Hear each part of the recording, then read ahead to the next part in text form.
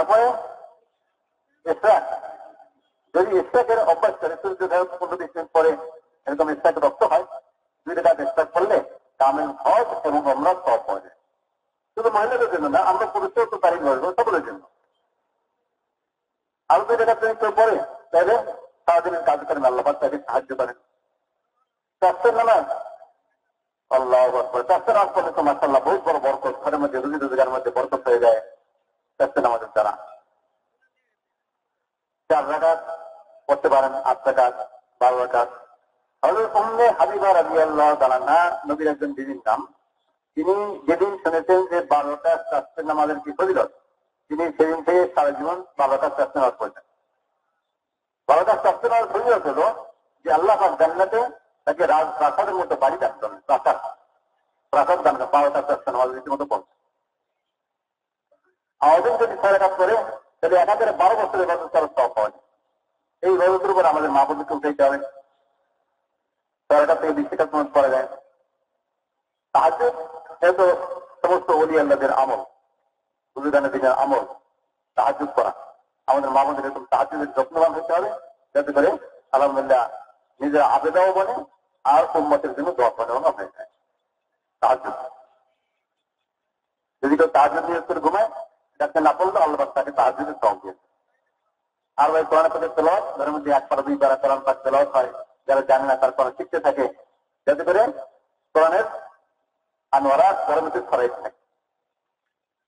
মাগরিব এবং এশার মাঝখানে যদি 2টা সূরা পড়া হয়, সূরা তাবারাক এবং সূরা সিজদা, তাহলে সবে কদরে দাঁড়াইয়া ইবাদত করার সওয়াব পাওয়া যায়। এবং এই 2 সূরার উসিলায় আল্লাহ তাআলা কবরের রাত থেকে বাঁচিয়ে দিবেন ইনশাআল্লাহ। 21 পারার মধ্যে আছে সূরা সিজদা, আর 29 পারার মধ্যে আছে সূরা তাবারাক। মাগরিব এশার মাঝখানে আমরাও বলা পড়ছি, আমাদের ঘরের মা বোনদের দাদি নানি সবকে শিখে। যেই ঘরে সূরা ওয়াকিয়া তেলাওয়াত হবে সেটার মধ্যে কোনো বোধ হয় আসবে না। শুধু ইয়াসিন যদি একবার পড়ে তাহলে 10 খতম কোরআন শরীফ সওয়াব পাওয়া যায়।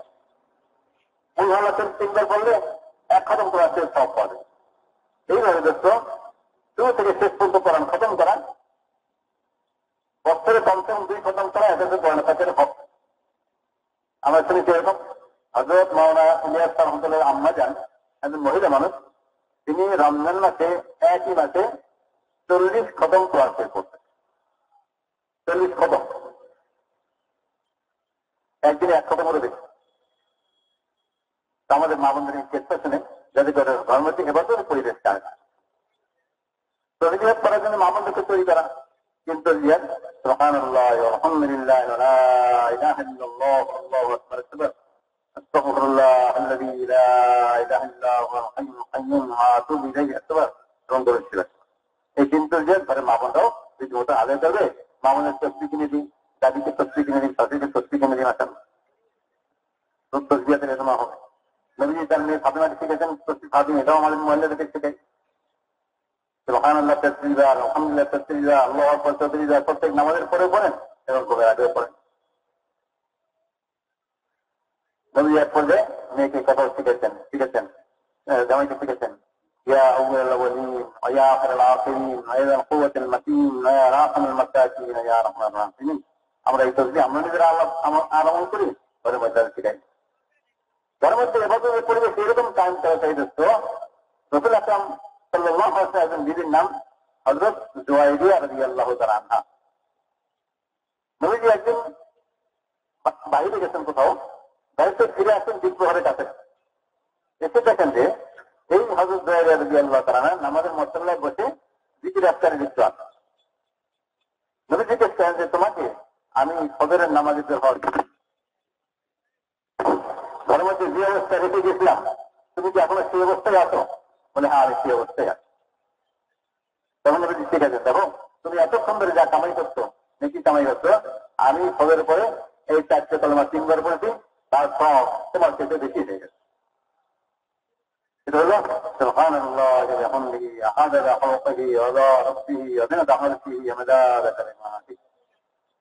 এই তসবিহটা নবীর ঘরে বিবির মাঝখানে পাইলাম, প্রতিলায় পাইলাম।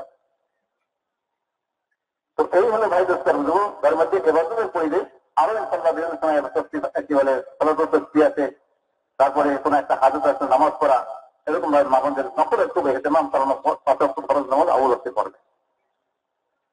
ঘরের মধ্যে একটা মসজিদ কায়ম করা ফিকির করা ভাই, মামনদের এই ফিকির দিলাম, একটা মসজিদ কায়ম করা ফিকির করা।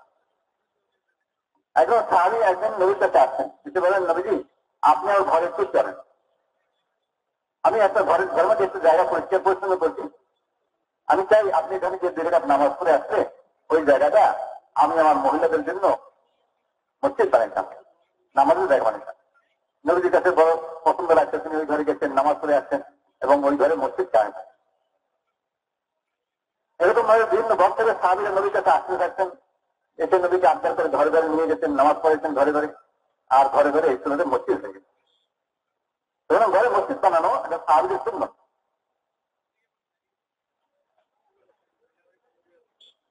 এখন সুরত কি হবে?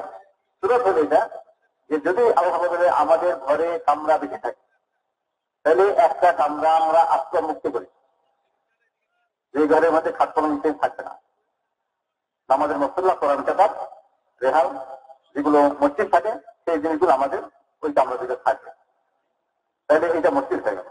আর যদি আমাদের কামরা বেশি না থাকে, আমাদের ঘরই ছোট, তাহলে যে ঘরে বসবাস করি তারই এক কিনারে দিয়ে একটা দিকে আমাদের মসল্লা রাখা যায় মতো জায়গা পরিষ্কার পরিচ্ছন্ন রাখি, তো ওই জায়গাতেই আমাদের মসল্লা বেশি রেখে ওইটা আমাদের ঘরে মসজিদ হয়ে গেল।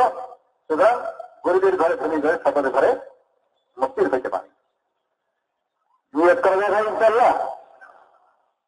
আর ধর্মের ধরে নামাজের সময়সূচি বানানো, আমাদের বিভিন্ন ধর্মের নামাজের সময়সূচি বানানো, যেরকম মসজিদ নামাজের সময়সূচি আছে, এটা নামাজের পাবন্দি হবে, যত্ন সহকারে নামাজ পড়া হবে।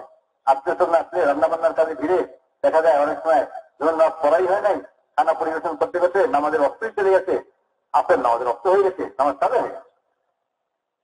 আর যদি নামাজের অস্ত্র ঠিক করা থাকে তাহলে মেহমান আসলেও চলেন আম্মা যান খালা যান চলেন নামাজ পড়ে আছি, আমাদের নামাজের সময় হয়ে গেছে, আমরা 12:30 সময় নামাজ পড়ি, নামাজটা পড়ে আছি, আগে করে রান্না বান্না খাওয়া দাওয়া হবে।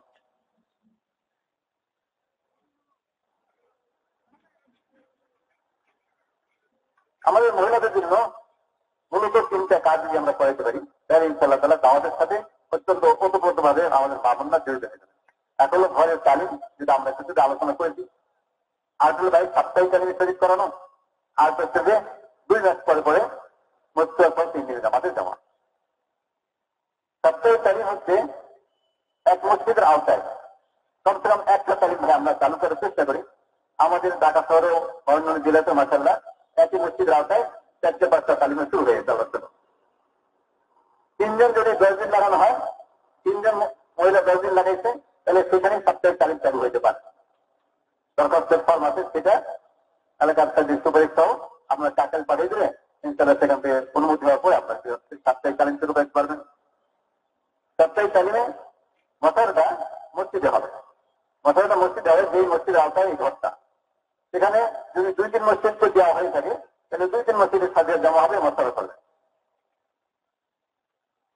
সেখানে কেতাবি তালিম হবে আর 6 নম্বর হবে, কেতাবি তালিম হবে 6 নম্বর হবে, 6 নম্বর তফসির হবে, এবং সেখানে কোনো খানা পিনা হবে না, সেখানে কোনো ব্যবসা কিনা হবে না, হাজির লেনদেন হবে না, ইত্যাদি উচ্চতা। মা বোনরা সরাসরি সে ধরে যাবে এবং সেখান থেকে সরাসরি ঘরে চলে আসবে। মাঝখান থেকে বাজারে যাওয়া বা মনে করে আত্মীয় বাড়ি বেড়াইতে যাওয়া এটা হবে না, সরাসরি যাওয়া এবং আসা। এই সাপ্তাহিক তালিমে যাওয়ার জন্য যদি বোরকা পরে যান খুব ভালো হবে, কিন্তু নতুন নতুন মহিলাদের নিতে হবে, যেহেতু এই পরিবেশে আনতে আস্তে আস্তে যিনি জেদ বাজাবে, এই জন্য মুরব্বীরা বলছেন যে ভাই বোরকা পরে আসে সত্য নয়, পরে আসে খুব ভালো, কিন্তু যে মহিলারা আদৌ বোরকা পরেই না তাদের একটু আসতে দেন। আস্তে আস্তে বড় ঘরের মহিলারা, ধনী ধনী ঘরের মহিলারা, বড় বড় অফিসারের মহিলারা তারা আসতে থাকতে আল্লাহ রসুলের হাদিস কালাম শুনতে আস্তে আস্তে দিন পরিবর্তন হয়ে দেখবেন অতিথিত বোরকা ইত্যাদি সব এসেছে। আর মাহারাম সাহেব আসে খুব ভালো কথা, কিন্তু মাহারাম তো আসার সত্য নয়, সপ্তাহে জন্য আসার জন্য, যেহেতু একই মহল্লা সেই জন্য কয়েক মহিলা একসাথে আসলো, আগে আসলো, তো অসুবিধা নেই, দূর থেকে না আসা। এবার এখানে 1 মাস 2 মাস পরে বয়ান হবে, বয়ানের পুরুষের মশারা করে বয়ানটা হবে, এইভাবে ইনশাআল্লাহ তাআলা বয়ান হবে। আর ভাই 2 মাস পরে পরে আমরা মসজিদের জামাতে যাব। পুরুষরা আমরা পুরুষের জামাতে মসজিদের জামাতের সাথে 2 মাস সময় লাগাবো, কিন্তু ইহুদি মাসে সবাই মুসলত হয়ে যাবো। এখানে যত ভাই আছেন সবাই তো আলহামদুলিল্লাহ পেন্সিল্লাওয়ালা ভাই দোস্ত বহুতই জরুরি। আমরা যেরকম পুরুষরা আল্লাহ তাআলা কি তবলিগ শিখতে পারি নাই,